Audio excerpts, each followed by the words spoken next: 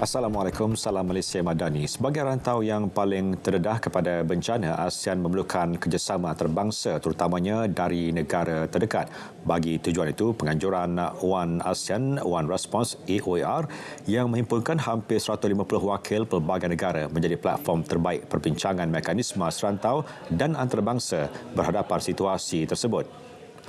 Timbalan Menteri Jabatan Perdana Menteri Haiwal Sabah, Sarawak dan Tugas-Tugas Khas Dato' Wilson Uga Anak Kumbong berkata pengurusan bencana adalah tanggungjawab semua pihak dan Malaysia berada pada tahap bersiap sedia sekiranya bantuan diperlukan. Menurutnya, Malaysia merupakan negara keempat menganjurkan AOAR selepas Brunei, Indonesia dan Singapura. Negara kini mempunyai 40 anggota ASEAN Emergency Response and Assessment Team (ERAT) yang ditubuhkan di bawah NADMA dan telah menyertai 13 misi tindak balas bencana sejak 2010. Seorang lelaki direman seminggu bagi membantu siasatan berhubung kematian penjawat awam dalam pergaduhan di hadapan sebuah kedai makan Jalan Lama Pasir Putih Machang di hadapan Hospital Machang, Kelantan semalam. Perintah tahanan reman terhadap suspek berusia 46 tahun itu dikeluarkan Magistrate Amal Razim alias di Mahkamah Tanah Merah bermula hari ini sehingga Ahad. Dalam kejadian jam 11 pagi semalam, mangsa berusia 51 tahun meninggal dunia ketika mendapatkan rawatan akibat kecederaan parah di kedua mata dan patah tulang rusuk sebelah kiri. Ketua Polis Kelantan, Datuk Muhammad Zaki Harun berkata, siasatan mendapati suspek mengesyaki mangsa mempunyai hubungan sulit dengan isterinya. Di Mahkamah Petaling Jaya, seorang penganggur didakwa atas tuduhan memukul bapa kandungnya dengan penyodok pasir hingga mati. Suspek M. Jaisino hanya mengangguk faham selepas pertuduhan dibacakan, namun tiada sebarang pengakuan direkodkan. Suspek berusia 40 tahun didakwa mengikut Seksyen 302 Kanun Kesesaan kerana membunuh.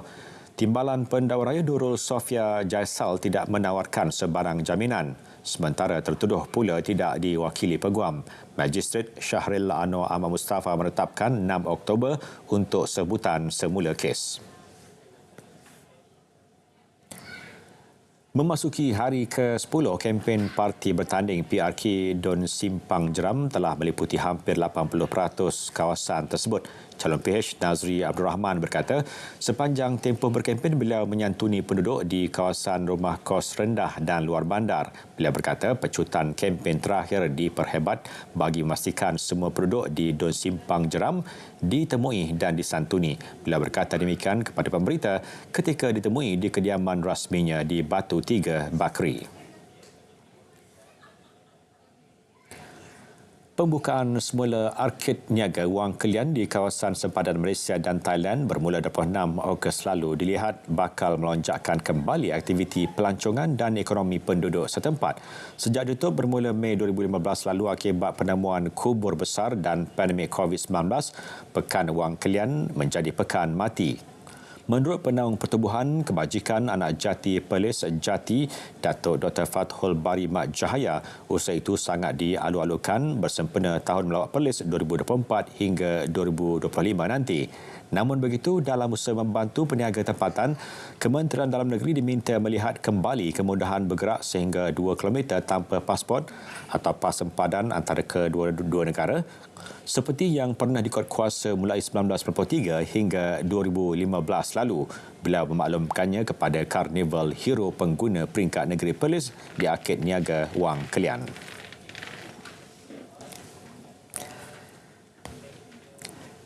Sekian berita semasa. Salam Malaysia Madani.